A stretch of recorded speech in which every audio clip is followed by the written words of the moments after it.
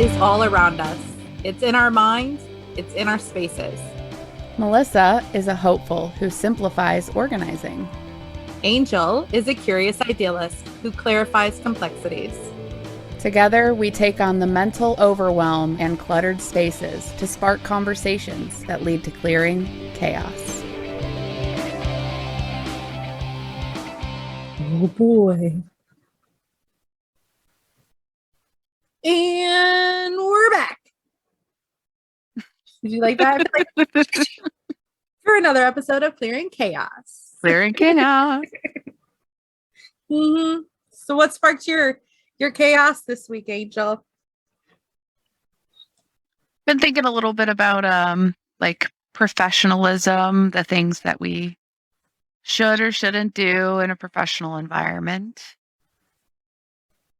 The goals that I should have. You shoulda, coulda, wouldas. What about you?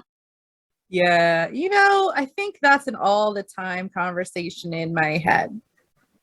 Like, oh, I should do this. I should do that. I should give a fuck. I should and shouldn't. I should and I shouldn't do that anymore. Who is it? There's someone that says words that we should remove from our vocabulary, and should is one of those words. I agree with that statement. I have a mentor slash coach slash just this consultant that I've been learning from for a lot of years, and she says you shouldn't should on people. Yeah, I will never. I'm not even going to try to say that one. Took me 2 episodes to get collaboration ship. We're gonna like little emojis dropping like chocolate chips. It's gonna be if I try your should have quote. Well, and it could go back to the Yoda version, do or do not. There is no. I do love Yoda. maybe it's do or do not. There is no should, because should doesn't really matter. Like, who decides what that even means? Yeah. So I think that's just a filler word that we're accustomed to using. Oh, I should, but it's effort. I'm out. Oh, I should, but I don't want to be responsible for that. Yeah, it's always but. There's always a but that goes along with it. There's a should but. Maybe that's another word. Maybe that's like a should but one word and then a word combo. Like, let's just eliminate should and should but from the vocabulary, because I feel like should is setting you up to make your excuse. Mm-hmm. Yeah, and it's usually used in a pair with have. I should have done that. You should have done this. Yeah. Yeah, I should have stopped after 1 cup of coffee. 3 later, you're welcome.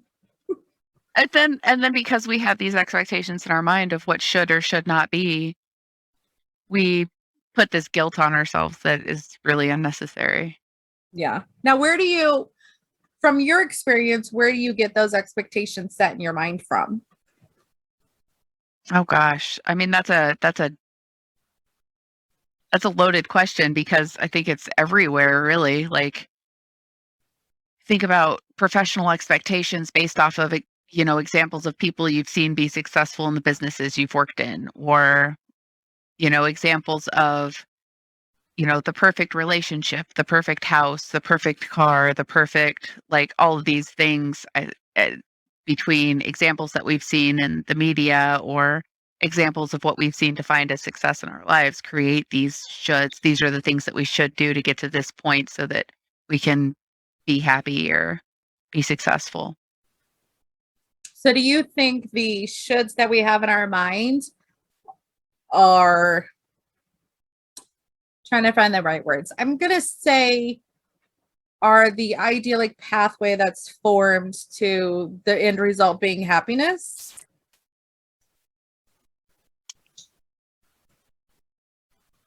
I don't think happiness is a destination.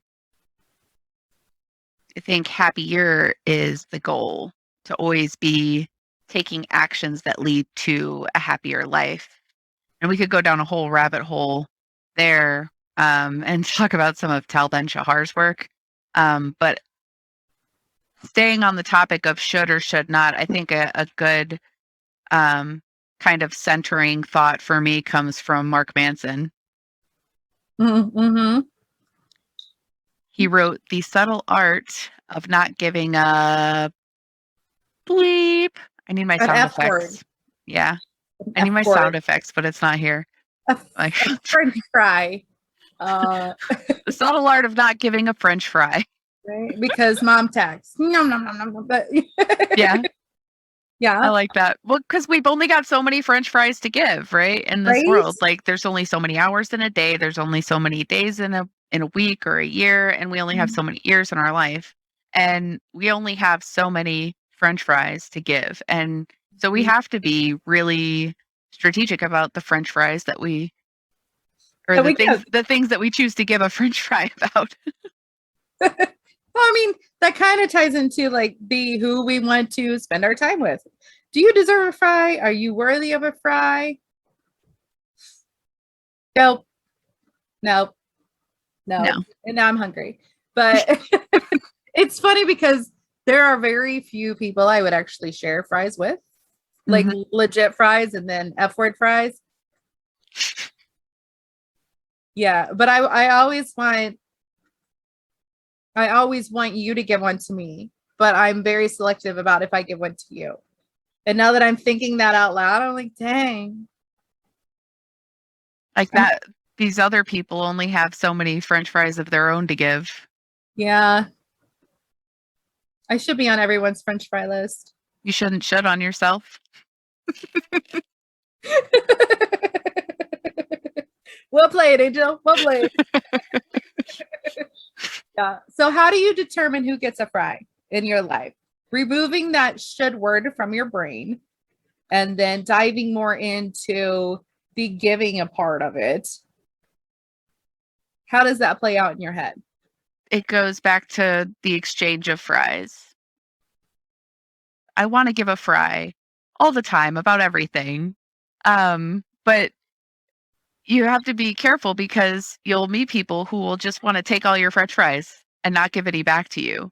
And when you have people in your life that are like that, like you have to draw a line somewhere. Be like, you know what? I've given a lot of French fries and this is taking a lot of my time and energy. And I need to separate myself from this energy vampire.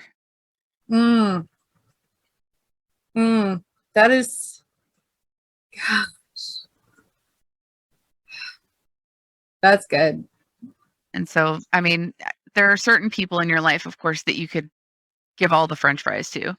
When I think about like my son and my husband and my dad, my brother, my family, the people that I know I love are going to be in my life forever. I've got an endless supply of French fries that I hold back for them, right? And then outside of that, there's a very limited supply. And so I'm very careful about like who I let into my life and who I, put that time and energy and investment into. Yeah. Yeah. If they don't deserve a fry, then they're probably just going to drain from your supply. Mm-hmm. Well, and part of it is really paying attention to what they're spending their fries on. So like if I'm interacting with somebody and they're, just caring about all of this stuff that doesn't really matter and it's causing them all of this stress and negativity, and it's just this endless cycle of, this pen is pink. This pen is supposed to be blue. It should be blue. I don't like that it's not blue. So I'm going to sit here for 3 hours and talk about how upset I am about this pink pen not being blue. When in reality, it doesn't frying matter.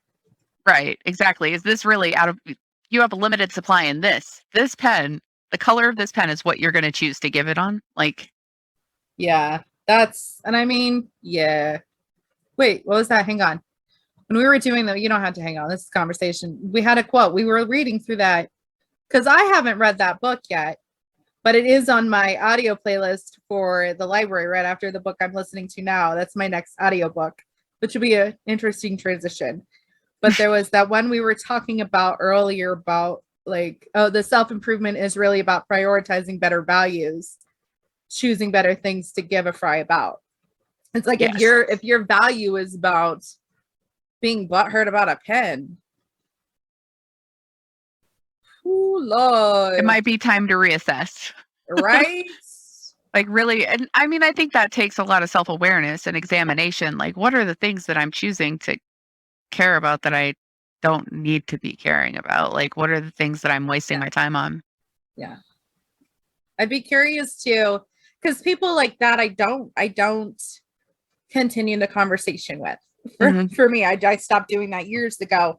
But, you know, throughout my own growth journey, throughout my own experiences, now looking back, I kind of, part of it made me curious, but like, I wonder what's their real problem? Because it's not the pen. There's something else. It's never the pen That they're aggressive about, but they don't have the words or the space or the ability to fix it. So now it's nitpicking at all the little things that aren't really substantial to a productive life. Yeah. Curious. Like, I think a good test to see what kind of headspace you're in is to drive through like really bad traffic. Which by itself is something to get super frustrated and annoyed about. But like, how do you react to that scenario? Can you just, okay, I've only got so many to give. I'm not going to let myself get upset about this. I'm going to sit back. I'm going to flip on an audiobook and I'm just going to chill while I get through this. Because I can't control it. That's what I do. Now, I'm going to say like 19-year-old Angel would like cuss and scream out the windows. But that was Chicago traffic and a younger version of myself. Oh, see, that all depends on, did I get enough sleep?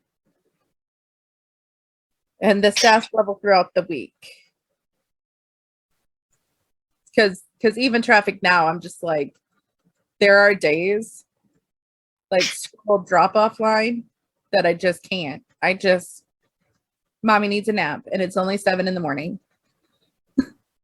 Okay, so going back to that quote, prioritizing better values, even further than that, like knowing what your values are and realizing, like how do you come to that realization that what you're doing doesn't align with your values and the things you're trying to accomplish and things that are important to you? I think that's hard. Like that's heavy in itself because there's a lot of the should behind that, especially the generations or the race or the way you're brought up. Like, you know, right now, I mean, I should be married with another kid and, you know, making more money based on my age and should not fit in that box. Or I should be the stay-at-home mom while my husband is out. The breadwinner. Being the breadwinner. Like, I don't fall into those traditional buckets. Yeah. I think that speaks a lot to what we actually value in the everyday life. And it's not the shoulds that you have in mind for me. I like that. And that's a hard conversation to have with sometimes French fry people. Mm-hmm. That's hard. French fry people. French fry people. I wish we would have had this conversation years ago when I was separating from my son's dad, because the shoulds and fries that were assumed upon me, I wish I had the knowledge and this kind of self-awareness to have those conversations better. Because what would you tell that version of yourself right now?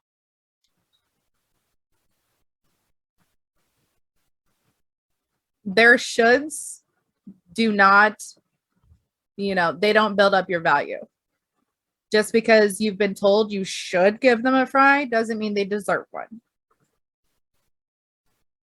Your fry, your choice. Do you? Yeah. Yeah. I could have used this 7 years ago. your fry, your choice.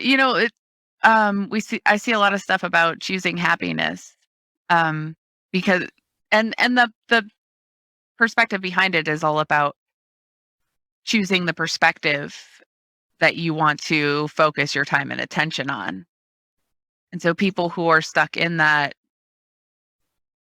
fries flying everywhere mindset, I think it can be more difficult to see that as an option. Like, choose happiness. You try choosing happiness when this is going wrong and this is going wrong and this is going wrong. And I've been guilty of that myself, falling into that negative headspace.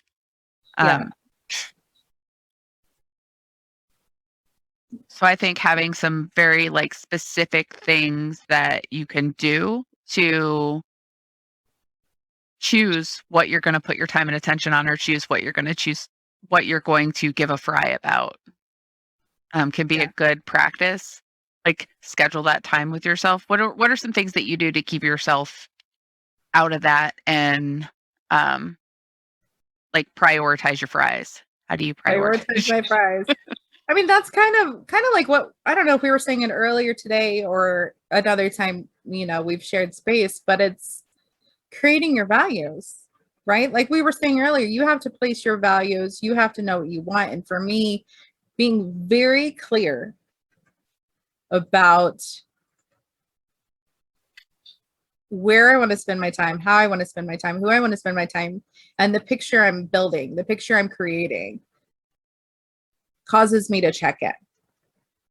Because you get in those moments, and I know we've talked about it, and I just get in those moments where I'm just like, I don't want to. I don't want to give a fry to anybody. I want to sit here and eat them all by myself with extra, salt and dipping and maybe milk tea. And nobody gets the fries because you're all poo heads, right? But then you recognize you're in that space. Be like, right, and really you're giving a fry about all of the things that you don't want to give a fry about. Yes, yeah, because I want to eat them all, and it's hard. It's freaking hard. That's when I know. That's when I'm like, okay, I better connect with Angel. I better call me in half. I better check myself before I wreck myself a little more, kind of things, but being hyper aware of where I want to be and how I value things and how I prioritize things. And is that really worth the effort today? No, it's sure not. Do I have the energy today? Nope. No, and that's okay. Tomorrow I'll have a fresh bucket of fries. They'll be piping hot, sea salted, maybe a little chives on top, right? Maybe today the thing that I'm going to give a fry about is I'm going to get super invested in these characters in this show, and I'm going to binge watch the crap out of it. Yes. Yeah, it's okay too. That's where my bucket goes sometimes, but that's But you have to take ownership of that decision, though. Yes. I am making the decision to take 12 hours of my day that I certainly could be productive and making progress towards these other goals. I'm going to take this 12 hours. I'm going to sit down.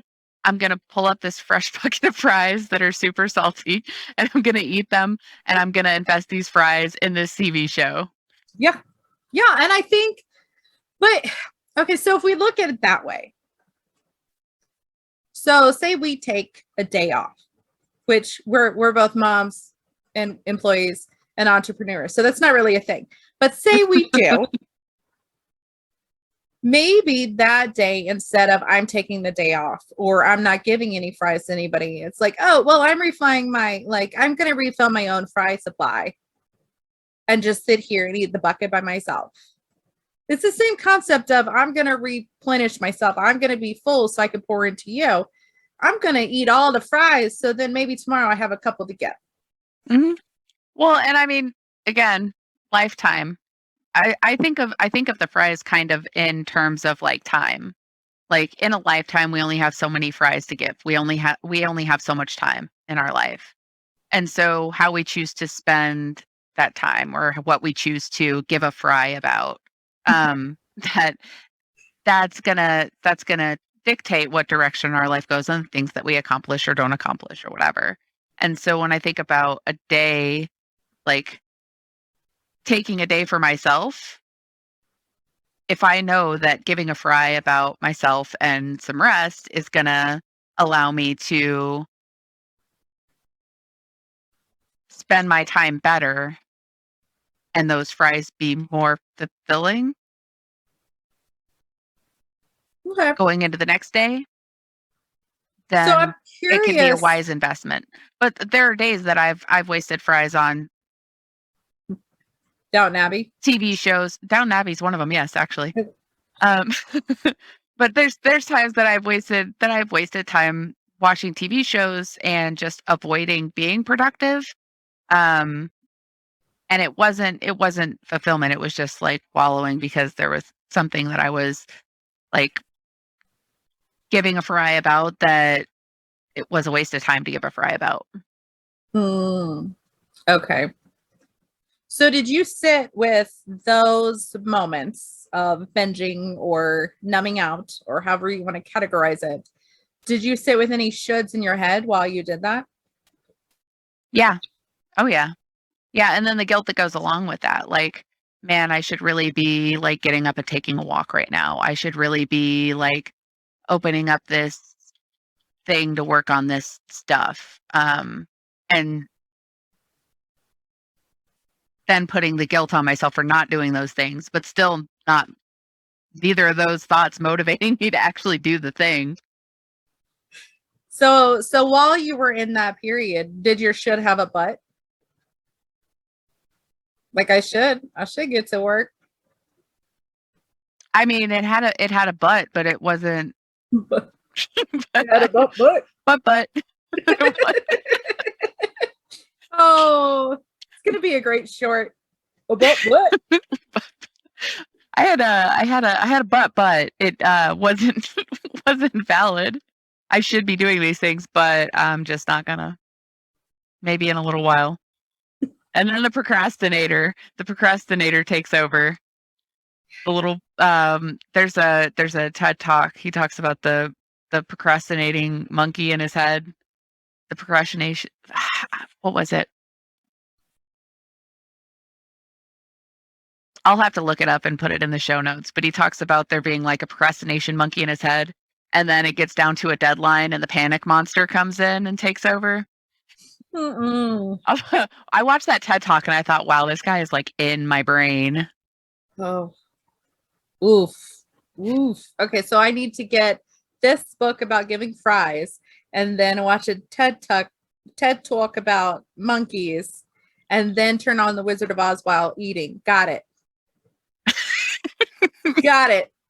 It's all about having a plan, right? It's all about having a plan, and that plan is how to make yourself happy because ain't nobody else going to do it for you. Right. And sometimes it's French fries. Sometimes it's actual French fries dipped in vanilla ice cream. I'm really hungry now, by the way. Chocolate frosty.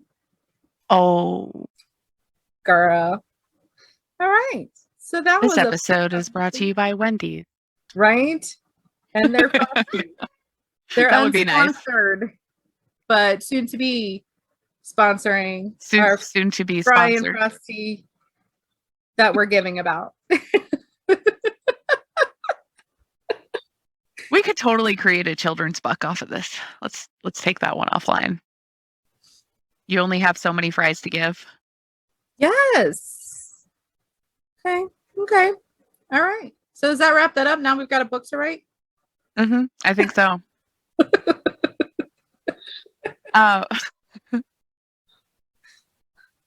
That brings in another quote. If you find yourself constantly giving too many fries about trivial stuff that bothers you, chances are you don't have much going on in your real life to give a legitimate fry about anything. And that's your real problem. That's the pen. That's the pen person. That's the pen. That's the pen person. My $7,000 pen course is really just going to be learn to give a fry about the right stuff. Yes. Learn why it matters if it's pink or blue. It doesn't. It doesn't. It doesn't. That's the real problem.